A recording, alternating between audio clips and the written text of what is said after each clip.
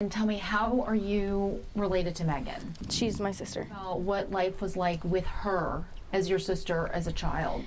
I mean, back when I was a kid, of course, I thought it was just, normal big sister stuff, picking, teasing, being mean. But as I got older, I started to notice some of the things she did. Like, we used to play this game, it was like jail or something, and she'd treat us like we were prisoners, and she'd hit us with like sticks and twigs that she found, and it just, some of the things that she played, it wasn't like sisters should do. So, to say the least, it was really nerve-wracking and just pretty sick the entire time. Looking back as kids, her favorite book was like A Child Called It. She would read it over and over and over again and watch sad little YouTube videos and things like that that would just upset people and hurt people, and she never seemed to be fazed by it. Is it fair to say that she terrorized you? Is that what I'm hearing? Yeah, basically. As much as I want to say that, she tried and she cared and she had some sort of love towards me or my sisters or anything like that, she didn't, and it was just anything that would suit her or help her or make things better for her. How difficult was that? I mean, 3 girls growing up, I'm one of 3 girls, and 3 girls growing up, you bond as sisters. What was that like to not have that bond? Very lonely, to say the least. We never really got a chance to actually bond like sisters would because of everything we had to go through. It was more like a I'll help you, you help me kind of thing. It wasn't like, we can be sisters, you can wear my clothes, you can hang out. It was more like I'll feed you, I'll take care of you, I'll have things that you need, and I'll supply you with the things that I can help you with. We've all seen the reports about your childhood. It's in open air. I mean, how difficult was that growing up in that home? So it wasn't a happy life that we lived, but it's something we had to do. So Sydney, you're 17 and you have 3 children and no record. I'm hearing, your children are smart, you're Yes. smart. You and Meagan obviously took very different tracks. A quick search of her records. She's been in and out of jail, arrested many times. Help me explain to people who might be watching this, saying, well, that's just a product of they're just a product of their home, but yet you've been able to emerge from all this. What I can take from that is leaving foster care, my foster mom told me that it's a vicious cycle and it won't change unless you change it. And I know what I had to go through, nobody should have done. It shouldn't have been there. And I don't want my girls going through it. And I can't imagine what I had to go through for them. So I had to change because I knew what I had to go through. I didn't want my girls going through, and I want nothing but the best for them. So did you ever see her physically abuse him?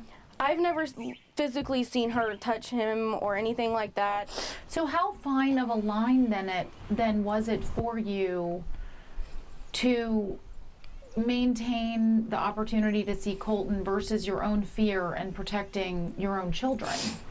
It's hard because nobody understands how manipulative Meagan can be and how evil she can be, and it had to be protecting my family and my girls from her evil presence, and I still had to protect Colton at the same time. So I was kind of balancing between the two by just, doing things that I shouldn't have helped for Meagan and, lying for her when she didn't need help and things like that.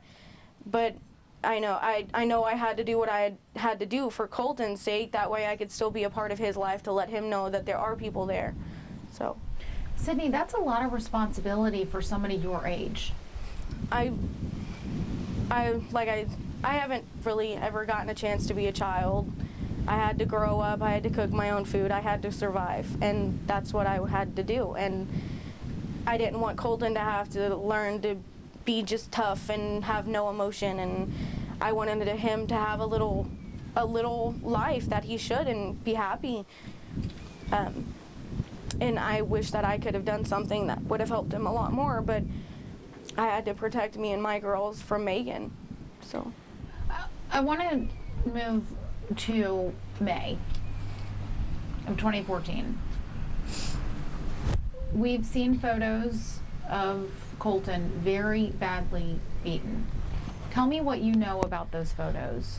I am the one that took one of the photos, the one of his head, and I begged her for letting me watch Colton for while she was going to work. That way she didn't give him to some stranger off Facebook, which was what she was gonna do. Well, about 7 o'clock, or more like 7:45, I walked in there and Colton was wanting more cereal, and I was like, okay, well, I was still waking up, I was rubbing my eyes, and I noticed something at the side of his head, and I was like, what is that? And I moved his head, and I saw all that, and I was like, I don't know what's happening here, and then I instantly started taking pictures to send them to Meagan to ask what had happened, or if she knew about it, or I wanted to know what had happened. And later that day, Colton had accidentally had an accident in his pants, and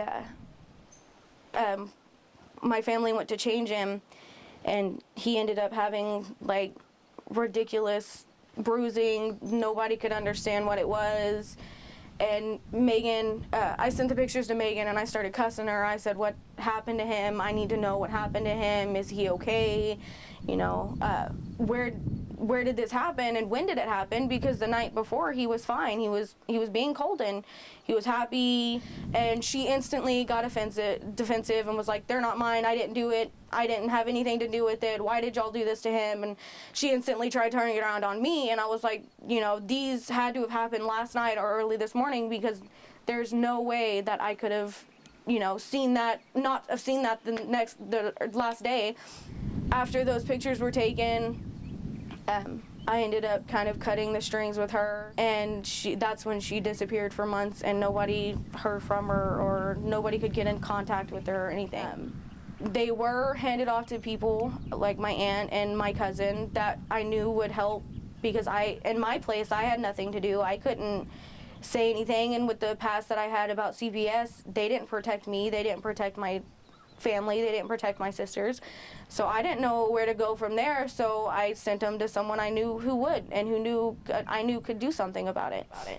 Sydney, why didn't you call 911? I was scared that Meagan would turn around and try to blame this on me and my kids would be taken away, and I know that CPS wouldn't allow me living with my dad, but at that point I needed help, and I had no other way to turn, nowhere else to go, and so I did what I had to do while I was still protecting my family, my girls.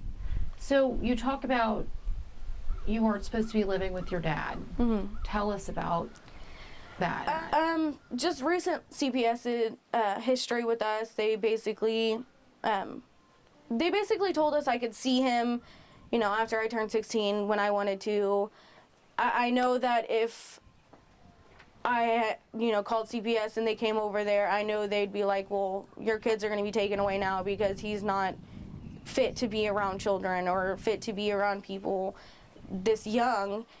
And I knew that it wouldn't have been good if I had called and they came in and, you know, saw the situation we were living in. It was just a really tight squeeze, and we had to make do. The only reason I moved back down here was because my mom passing away in February. I just need a little bit of family around me, and instead of being secluded in East Texas. When Colton was in the home with you, it was in your father's home? Yes. Tell me about why you were there. A lot of people don't know what the circumstances are for you seeing and not seeing your father. So help us understand. I had moved to Texas to be with my mom before she passed with diabetes, which was this last February. And when she passed, it really took a toll on me. And I really didn't have someone I could turn to down there for support or help that would completely understand what I had to been going through. So I came back down here to get on my feet back in Austin. So I stayed with my dad for about 4 or 5 months at the most, and I got my own place to get back on my feet.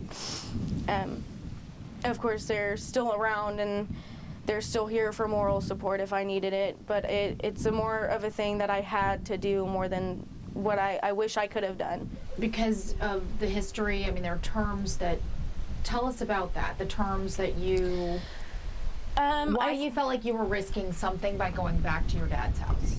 I know with everything that we had gone through, CPS basically told us to be cautious of being around him and, you know, be careful who you take around him and blah, blah, blah. And they knew his past, they know his history, you know, and anybody would look at his criminal history and would say, I don't want my kids around that. I don't want, you know, that's not someone I want to be around. But at the same time, he is my dad, and he has been there, and he has changed, and he's been changing as best as he can to be here for me and my girls. And so tell me, I think a lot of people want to know, and I would be remiss if I didn't ask this. A lot of people want to know, you were in the home with 2 adults who were over the age of 18, who saw this child. We know that those were adult hands, those were not your hands in those photos. Why do you think they didn't go to the authorities or call 911? I know partially was because that they would come and investigate, and they would see me and my girls living there, and he didn't want any problems with CPS trying to take my kids away from me because I've done nothing wrong, and he didn't want it to be to the point where it was his fault that my kids were being taken away because I wasn't financially stable yet. And what we now know, because we've seen, again, CPS has made a review public of the interaction that they've had with Colton, and we know that there were about 6 calls made. There was a lot more than that. I'll just put that in there. Tell me about that. We know publicly there were 6 calls. Tell me the lengths, if any, that you all went as a family to track Meagan down. We went through everyone. I messaged people on Facebook that I had never met before, and I tried getting in contact with people I knew she hung out with. You know, I had people go to Graham's nightclub where she would go, and I would basically call CPS every day. They've never helped, to say the least. They've never done anything positive, and that's when I feared that if I called CPS, it would have just made it worse on Colton, because they wouldn't take Colton away from Meagan. And just like previous cases, they didn't take Colton away from Meagan. And if she had CPS come in, she'd get aggravated and she'd get frustrated and point her anger towards Colton. None of us knew where she was. So I'm really happy that she was there to be able to tell the police, this is what's going on and this is where she is. Because at that point, we were stuck. We had hit a dead ending. We'd had nowhere and no one to tell us where she was. Everybody was protecting her. And I'm glad that the pictures surfaced and Brianna got to him and was able to tell the police. I couldn't believe that they were actually searching for Colton's body. I think everybody was trying to think that it wasn't him. You know, they were looking for someone else. And I just can't imagine being able to sleep or eat or doing any of it. I couldn't hold a flashlight while my kid was being buried. And they showed no sort of remorse or anything. And Colton didn't deserve that.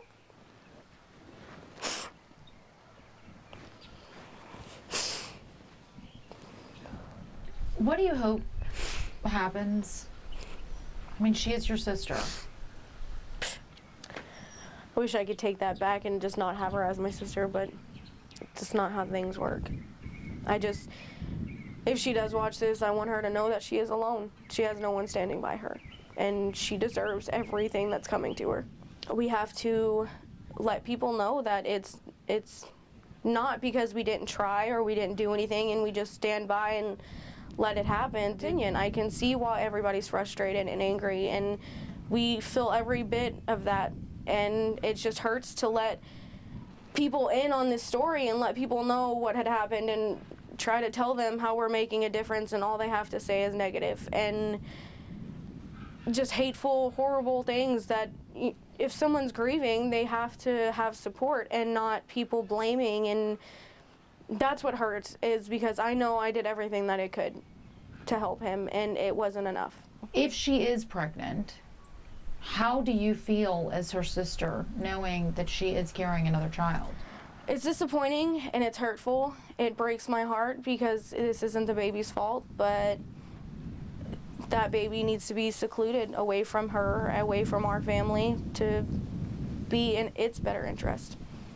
It needs to be with a loving family that won't have to face Meagan every day of his life